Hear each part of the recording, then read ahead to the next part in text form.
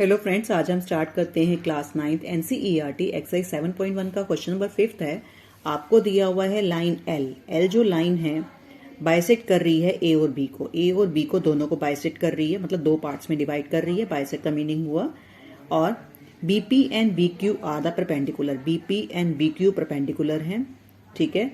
और परपेंडिकुलर है from B to the arms of A arms है, ठीक है। उसके बाद बोला है show that the A P B means ये एंगल जो है और ए क्यू बी ये एंगल जो है आपको कॉन्ग्रुएंट प्रूव करना है, ठीक है। तो हम पहले तो हमें बुक में जो ड्रॉ किया हुआ है उसमें ऐसे ड्रॉ करके बताया, मीन्स ये क्यू और पी जो है हमारे 90 डिग्री हैं। तो हम लेते हैं जो हमें कॉन्ग्रुएंट प्रूव करना है ना, हम पहले उसको ही लिखेंगे।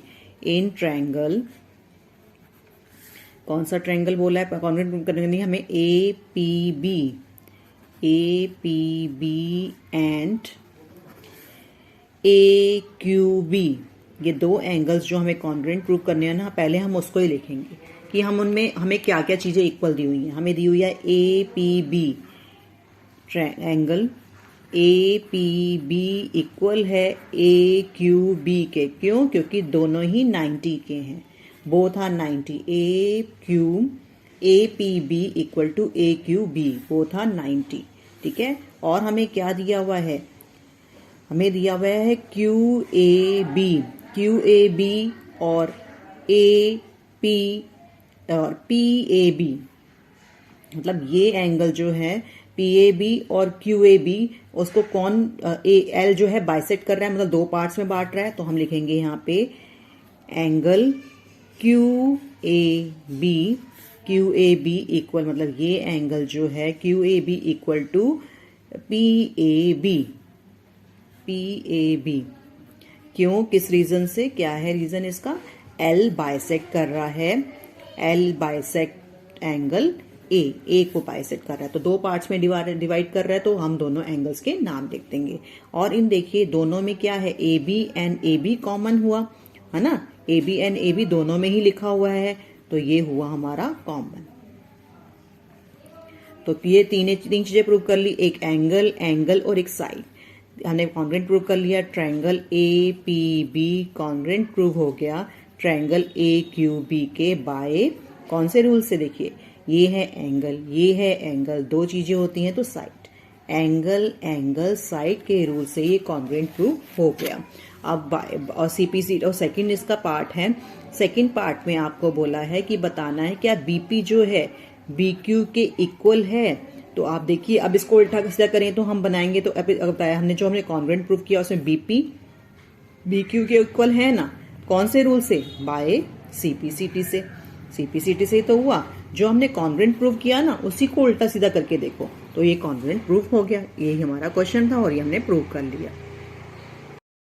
अब करते हैं क्वेश्चन नंबर 6। क्वेश्चन नंबर 6 में है कि आपको एक फिगर दी हुई है। इन फिगर में इसमें क्या दे रखा है, AC इक्वल है AE के, इस लाइन के इक्वल है, मीन्स ये लाइन जो है इस लाइन के इक्वल है, ठीक है।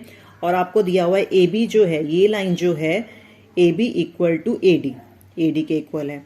उसके बाद दिया है BAD, मीन्स ये एंगल जो है BAD इक्वल टू EAC, इस एंगल के इक्वल है। तो आपको बताना है क्या BC लाइन जो है, ये पूरी लाइन जो है नीचे वाली, आपको बताना है DE के इक्वल है, इस लाइन के इक्वल है, ठीक है।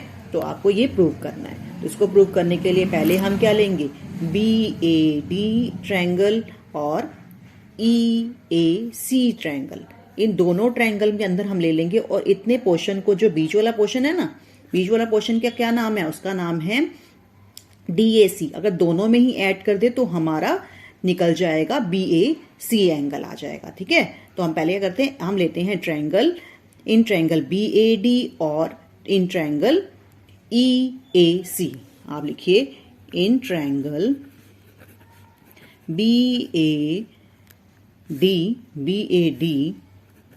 And EAC।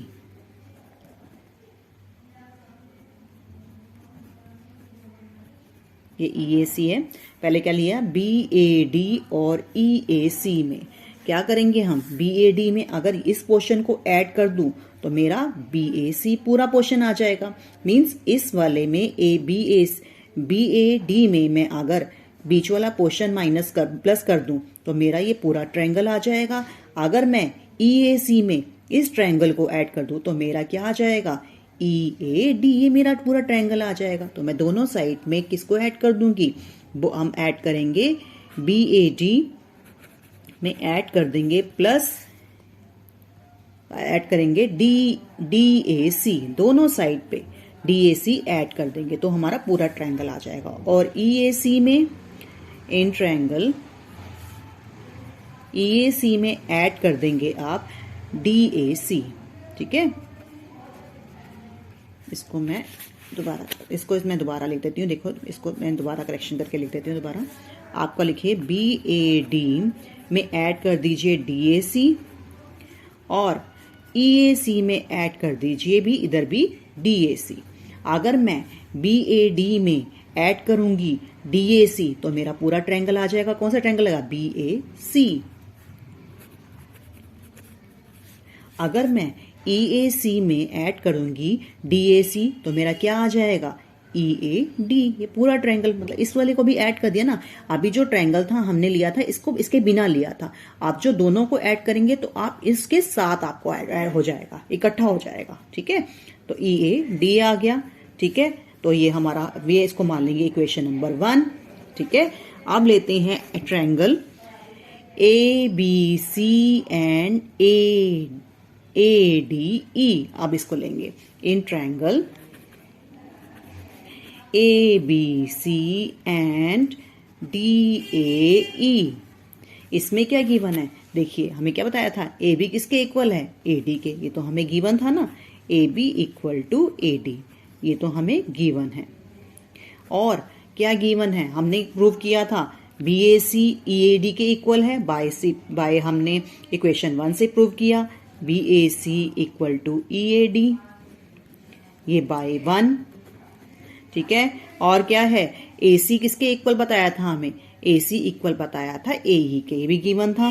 AC equal to AE, ये भी गिवन। तो हमारा कॉन्ग्रुएंट प्रूफ हो गया, तीनों चीजें हो गई ना।